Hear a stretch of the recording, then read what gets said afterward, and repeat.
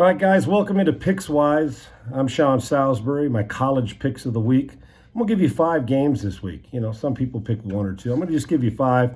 Remember, it's your money, you do what you like, but I'm going to give you a little bit of analysis and why I think that this is the way to go this week. Good week last week, even better one coming up this week. Let's start with Virginia Tech. They're -2 at home in Blacksburg against Miami, who is right now a top 10 team in the country. But are they? Can they go into Blacksburg and get a big win over a team that's reeling after, I don't know if it's embarrassing because Liberty's playing good football, but a loss last week to Liberty. I think Virginia Tech bounces back at 2-point favorites. I know people are a little surprised because Miami's ranked higher. Tough place to play. I like Virginia Tech bouncing back. Virginia Tech wins this by a field goal or a little more. I got Virginia Tech at home beat Miami, which may knock Miami out of a chance to get to the Final Four. I'm going with the military pick this week is kind of my respect factor from Veterans Day. My dad was 82nd Airborne. Army is +4 at Tulane. Army 6-1. I'm going to tell you how difficult it is to deal with the option when a team runs it so efficient and so good and is so well coached and disciplined like Army is. And you can't pick against a military academy when we've had Veterans Day earlier in the week. I'm going with the Army.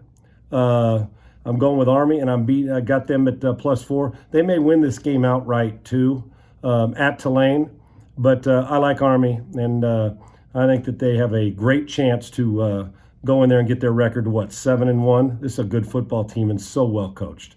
Notre Dame is 13.5-point favorites at Boston College. I've had some luck with Boston College in the past. Chestnut Hill, tough place to play. And while Notre Dame wins a football game, I do believe Boston College is going to get inside that 2 touchdowns, that 13.5 points, and cover this thing. And here's why. Emotional win for Notre Dame, huge win, physical win, playing against Clemson, the number 1 team in America, and knocks them off in South Bend. Now they're going on the road. The emotions, it's human nature for you not to be able to keep up with that. Now, they're so well coached, and they're thinking national title. But I could see a little letdown, them win, a touchdown and a field goal, maybe a backdoor cover. I'm taking Boston College to get inside that number against Notre Dame. Notre Dame's emotion down a little bit after a huge win, and rightfully so. I got Boston College at +13.5. All right, I'm going to give my Trojans another try. The USC Trojans are 14.5-point favorites. Listen, I was talking to a couple people this week and looking at their schedule. Arizona State's a good team that they won last week but did not cover. But they're 14.5-point favorites going to Tucson against University of Arizona. Now, I trained Grant Gunnell and have since the 8th grade, the starting quarterback at Arizona, and he's a monster and he'll throw it. And Booby Curry, his wide receiver, wonderful player. They've been buddies and high school teammates, and now they're college teammates as well. I expect them to put some points on the board, but there's no way after last week, SC missing a bunch of tackles, not playing great defense, although they got some turnovers, and allowing this to be close. There's no way they don't come out and run the football and just physically manhandle Arizona. I got USC and Keaton Slovis. We know he's a hell of a player. This should not be close. This is a 3-touchdown type game for SC, and if it's not, then I got to start to shake my head and say, no more point spreads for me and the USC Trojans. I got to get even after last week. I want Gunnell to do well, but I got my Trojans by 2.5 touchdowns. I like USC with that 14.5 points. And then Wisconsin at Michigan. Now, this one was a difficult one. Wisconsin, very good. Big Ten's had some troubles this year with some teams that we normally see, and with COVID, normally see that are good football teams are struggling. Both of these teams are physical, but I'm wondering how physical Michigan is. Are they an overrated program?